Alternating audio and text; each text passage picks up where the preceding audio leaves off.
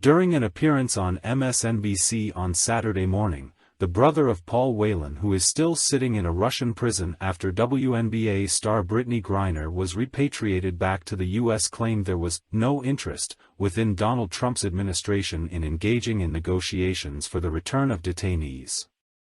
Speaking with host Zinala Samua, David Whelan said he is making much more headway with President Joe Biden when it comes to getting his brother freed after being convicted and imprisoned in Russia 2018.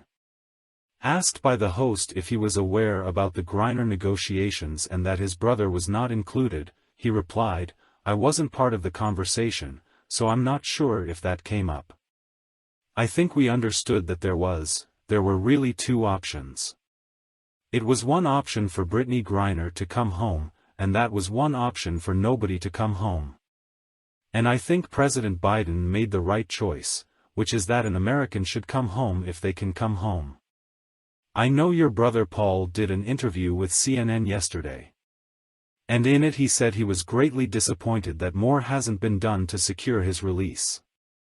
The Biden administration and at times even the Trump administration made overtures for his release, the host prompted him.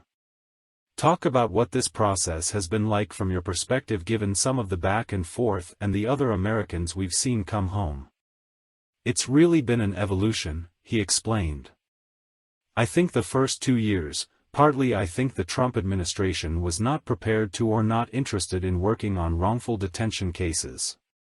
And partly the wars didn't exist during those first 2 years of Paul's detention. He then added, "We're starting to see that change. The Biden administration is much more engaged in wrongful detentions and the executive order that President Biden passed or signed last year, plus the Levinson Act has given the government more tools to help wrongful detainee families, but also to try to start to punish the nations who are doing that."